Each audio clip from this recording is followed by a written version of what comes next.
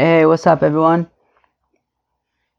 Welcome back to Babylon Talmud. Today we're studying Daf Yud Ches, Daf 18 of Masechta Pesachim. Well, what do you guys think that we're talking about today? Well, if you think we're talking about Tumah and Tara, we are.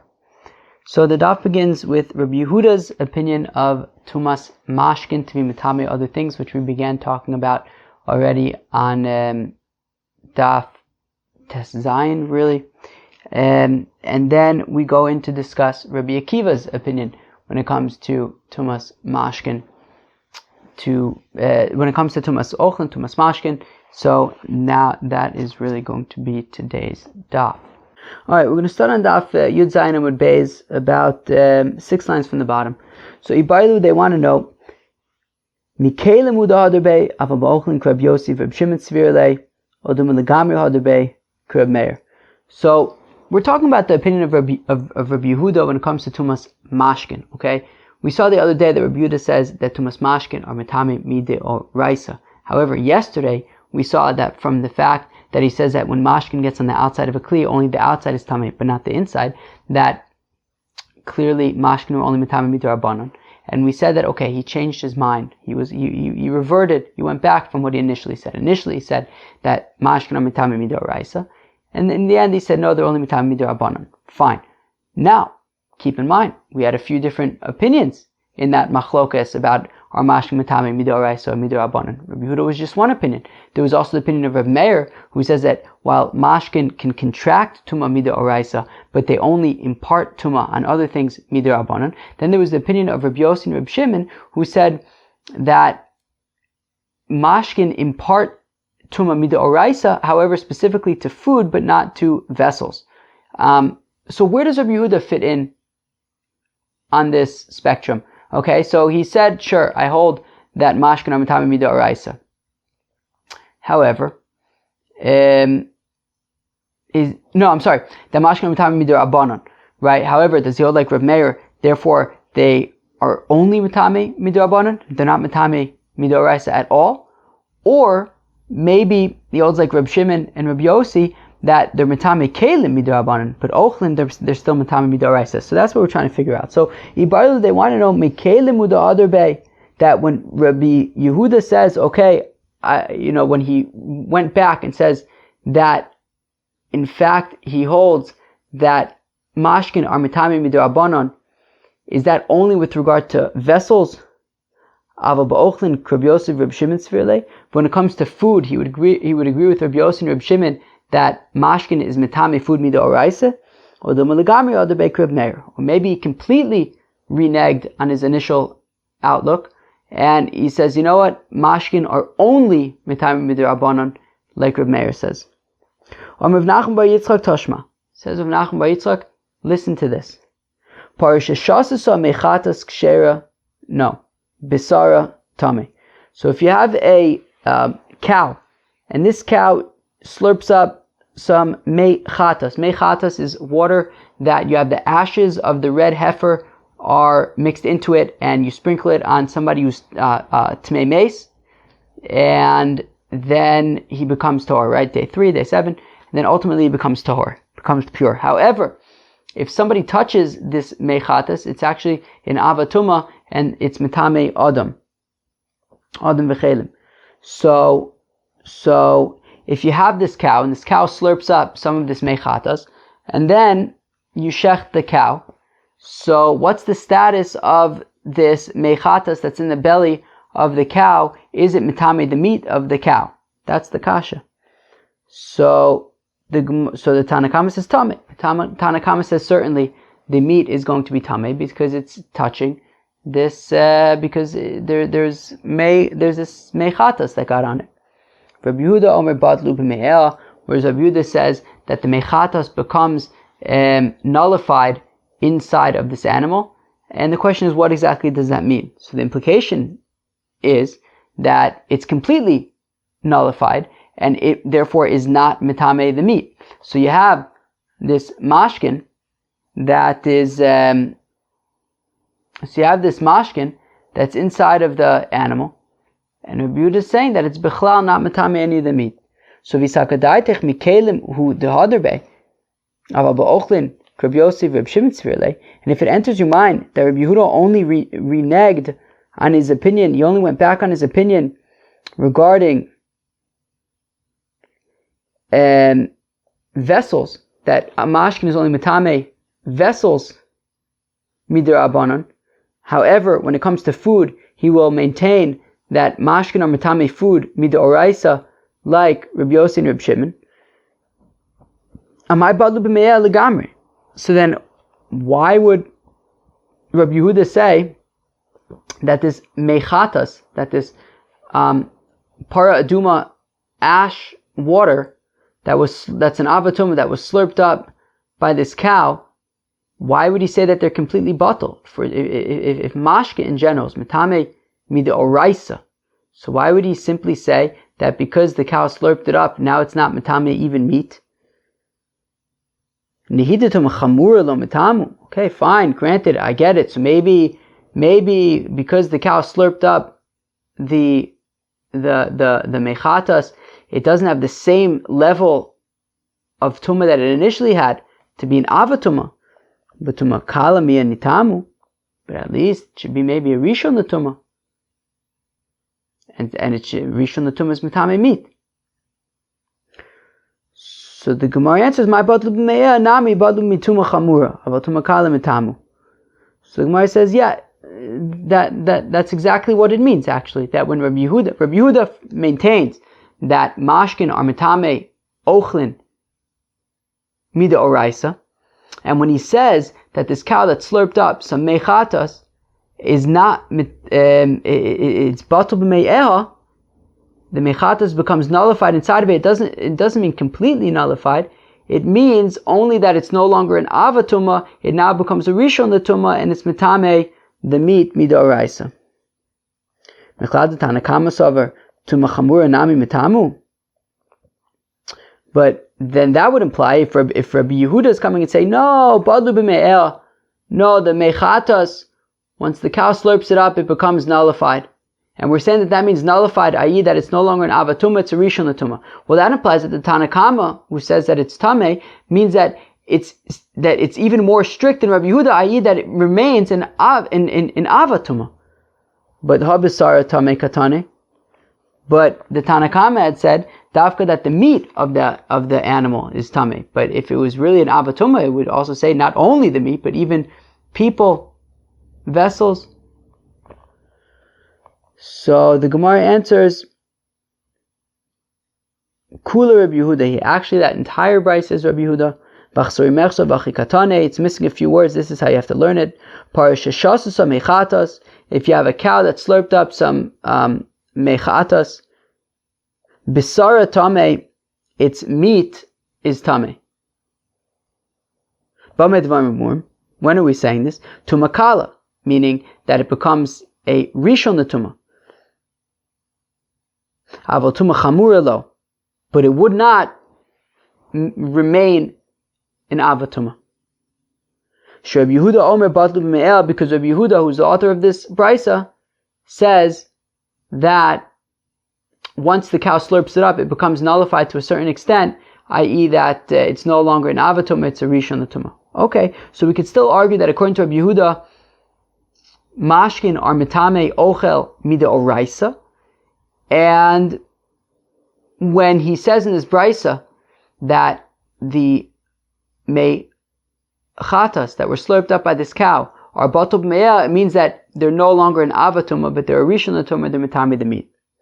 Rav Ashi says you could say le'olam badlu b'me'eh legamri. You can actually say that it's Rabbi Yehuda, and Rabbi Yehuda holds that mashkin are mitame ochel mida oraisa. Well, if it's mitame ochel mida oraisa, then why is Rabbi Yehuda saying that it's completely nullified once the cow slurps it up? So mishum dahavale mashke saruach, because once the cow slurps up this mechatas, it becomes disgusting, and if it's disgusting, it's not going to be mitame other things. Okay, very good. But you could still maintain that according to Rabbi Yehuda, mashkin are mitame mida oraisa. Very, very, very beautiful. Rabbi Yossi, Rabbi Shimon Omrim. Okay, so Rabbi Yossi and Rabbi Shimon had said on Daf Zayin at the top there, and they said that if you had some water, some mashkin, that's safek tameh, right? You're not sure if it's tameh or not, and then it touches the ochlin tameh and the kelim torin. If this safek tameh water maybe touched some, or if you have tameh water that maybe touched some food, well then it's going to be tameh because it's safek deoraisa l'chumra. But if it maybe touched some vessels, then the vessels are tahor because safek derabanan l'kula. Okay, i.e., Rabbi Yossi and Rabbi Shimon hold that mashkin are metame ochel midoraisa, but they're metame kelim midirabanan. Amarav Bar Chana, Amar Rish Lakish. Rabbi Yossi b'shitas Rabbi Akiva Rabu Amar. Oh, the Rabbi Yossi said this based on the opinion of his Rebbe, Rabbi Akiva. Of course, Rabbi Yossi was one of the students of Rabbi Akiva. The Darish, the Rabbi Akiva Darshans Yitma Yitame. That when the pasuk says, and we're going to read the pasuk in a second, when the pasuk says Yitma, it means Yitame, that it's Mitame other things. And we're going to see that Rabbi Akiva has a very interesting opinion when it comes to Tumah. The Tananas, we learned in a Mishnah, Bo Bayom. Darish Rabbi Akiva, who could tell me what Bo Bayom is? What was on that day? That day, from Chaf Ches Amud Aleph of Masechta Brachos, 4 weeks into Daf Yomi, we learned Chaf Ches of Masechta Brachos, the story of Rabbi Gamliel and Rabbi Yoshua, and Rabbi Elazar ben Azariah became the Rosh Yeshiva. And on that day, it said they had to bring in lots and lots of benches. Anyways, on that day, Rabbi Akiva darshan v'chol kli cheres asher yipomeim v'gomer, that the pasuk is talking about an earthenware vessel that a dead sheretz falls into. Now the pasuk says yitma. It says eino omer tameh ela yitma, yitame acherim. That the pasuk doesn't say that if you have an earthenware vessel and a dead sheretz gets in there, so then all the stuff is tameh. It doesn't say that. It says yitma. It will be tameh, which Rabbi Akiva darshans yitame acherim, that it will actually be metame other things. Okay, let's go weiter. Limed al kikar sheni shos shlishi bechulin. So this teaches that a loaf of bread that is a sheni can make a shlishi by chulin. Okay, lots of interesting stuff going on over here. Let's start from the outside and move our way in. First of all, Rabbi Akiva says that a sheni is making a shlishi by chulin. Big chiddush, right? I'm sure everybody's wondering. I thought that a sheni can only make a shlishi either by truma or kachim. Yeah, that's correct. That's the generally assumed outlook. However, Rabbi Akiva is saying that a sheni is actually able to make a shlishi even by chulin. Okay, now what exactly is the situation with this dead sheretz dangling in a kli? Well, the situation's like this: you have a dead sheretz and it's dangling in a kli. I guess that part was obvious, but you have a dead sheretz. A dead sheretz, of course, is an avatuma. You have a kli, okay? Now, let's say an earthenware vessel. Now, if you take a dead sheretz and you dangle it inside of this earthenware vessel, it's what's called avir kli cheres, the airspace of an earthenware vessel. Now, a sheretz is metame a kli be'avir kli cheres, in the airspace of a earthenware vessel, which means that when you take this dead sheretz and you dangle it inside of this earthenware vessel, just by dangling it inside of it, the earthenware vessel becomes a rishon l'tumah. Fine. Now, if inside of this earthenware vessel there was food or liquids, so since they're now in and touching a vessel that's a rishon l'tumah, they become a sheni l'tumah.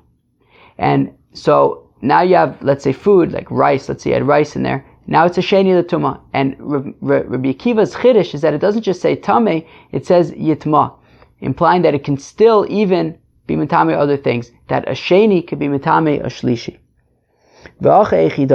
So how does he learn the pasuk? That any liquids that will be drunked. Let's go weiter. B'chol kli yitma. That if there is liquids in this vessel that became a sheni l'tuma, yitma, yitame l'tame tumas ochlin, that this liquid will be mitame tumas ochlin, i.e., if they touch food, the food will become tame. When we say that these liquids in the kli could be mitame tumas ochlin, maybe actually they could be mitame other mashkin. We say no, that's not the case. What does it mean it's not the case? Papa says because who's ever heard of that? Who's ever heard of one kind of tumah, right? Who's ever heard of mashkin being mitame other mashkin, or ochel being mitame other ochel? Nobody's ever heard of it. Such an outlandish theory. So therefore, it must be that this mashke is being mitame other ochlin. Ravina Amar says, Ravina migufe dekronami lo matzis Amar yitma l'tami tumas mashkin. Ravina says even if you just read pshat in the pasuk, you can understand that this mashkin is being mitame ochel and not being mitame other mashkin, because the sagadaitech yitma deseifa l'tami tumas mashkin. Because if it enters your mind that when it says at the end of the pasuk that the liquid that's in the kli could be mitame other things, and you want to say that what it's being mitame is liquids, is other liquids, well, dereisha nami l'tami tumas mashkin. Well, guess what? The first part of that pasuk, which is talking about when there's food in the kli, and it's saying that it is also matame other things, that is also talking about mashkin, right? We're saying that the ochel, if you have food in the kli, is matame mashkin. Well, if you're going to tell me that when there's mashkin in the kli, it's also matame mashkin, well then just group them all together. Ne'arvinu v'nichtavinu. Just bundle them all together and write, mikol ochel asher ochel, from any food that will be eaten, asher yavu alav mayim, okay, so any food, v'chol mashka asher yishasa, in any mashkin, b'chol kli, in any vessel, yitma, will become tameh. Trei yitma lamali. How come we don't write it like that, right? Meaning, the point of writing it like that would be that you save the yitma until after you describe both food and drink, since we're talking about them coming in contact, they're both coming in contact with mashke. So just wait till after you describe the ochel and the mashke, and then say yitma. Why are they divided by yitma? Why does it say ochel and then it says yitma, and then it says mashkin and then yitma?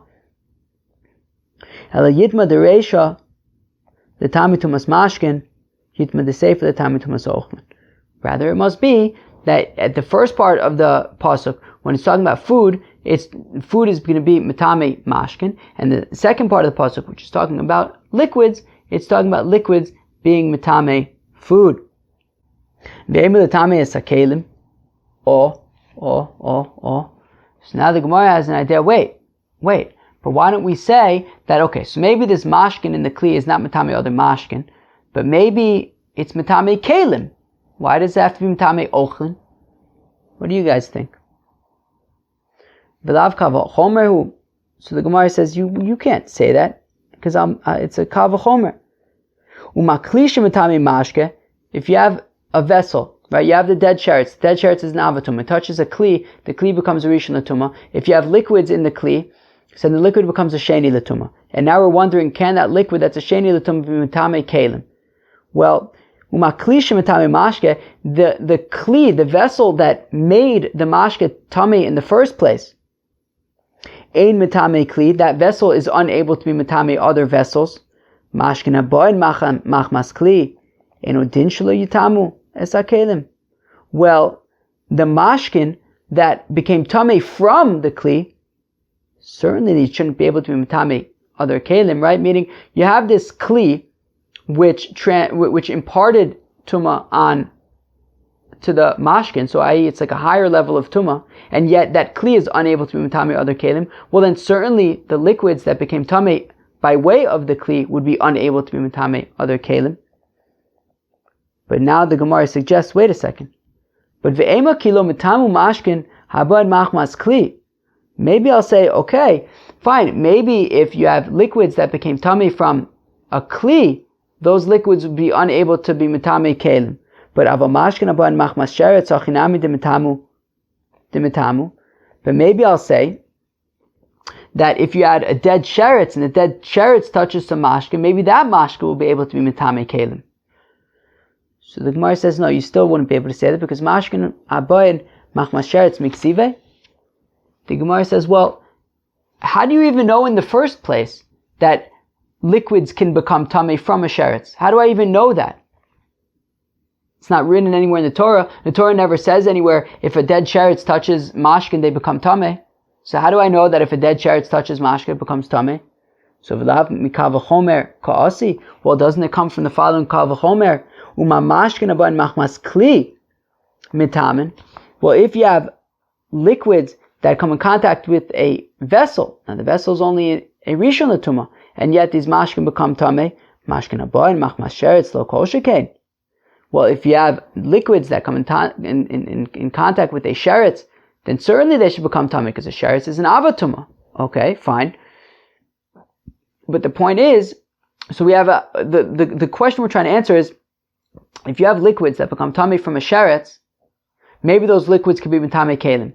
To which the Gemara is answering, no, they cannot be mitame kelim because we only know in the first place that liquids can even become tamei from a sheretz from the fact that they can become tamei from a kli. And therefore, dayulavu min adin lios kanidon. That something that comes from a kal v'chomer should be like the source of the kal v'chomer. Meaning, if we only know in the first place that mashkin can become tamei from a sheretz from the fact that mashkin can become tamei from a kli, well, therefore we'll say that just like when it comes to a kli, the mashkin that became tamei from the kli are unable to be mitame other kelim, well then also mashkin that become tamei from a sheretz would be unable to be mitame kelim. Because since we only know that mashkin from a sheretz can become tamei from kelim, so then we look to tumas mashkin that become tamei from kelim to learn the other halachas about it, such as can it be mitame a kli? And the answer is no. Okay. Yitma dereisha echidarish. Okay, fine. So we just said that in the second part of that pasuk, when you have the sheretz and the kli and the contents. So the second part, which is talking about mashkin, when you have mashkin in the kli, so it's mitame ochlin. Fine. What about the first part of the pasuk when you have ochel in the kli? So yitma dereisha echidarish. How do you learn the yitma of the reisha, i.e. in the context of the food? Mikol ochel asher yochel asher yovu all of my yitma. That if you have food in the kli, it will come tamei. Yitma l'tamei is mashkin. So we'll say, okay, so yitma yitame l'tamei is mashkin. Right, that the ochel will be mitame mashkin. Ata omer l'tamei is mashkin. O eno l'tamei is kli. So the Gemara once again suggests, wait, why are we assuming that the ochel in the kli is mitame mashkin? Maybe it's taka mitame the kli. It could be mitame a kli. Or mit kavachomer, the Gemara says, no, I'll tell you a kavachomer. Uma mashke shemitame ochel. Mashke, which is mitame ochel. Eno mitame kli, and yet it's unable to be mitame a kli. Ochel she'ein mitame ochel. But food that's not mitame food. Eno din shlo yitame kli. Well then certainly it should be unable to be mitame a kli. If you have mashkin that is apparently stronger than food in that it can be mitame food, something that food is unable to do, food cannot be mitame other food, and yet mashke is unable to be mitame kelim, well then certainly food which is unable to be mitame other food would be unable to be mitame kelim.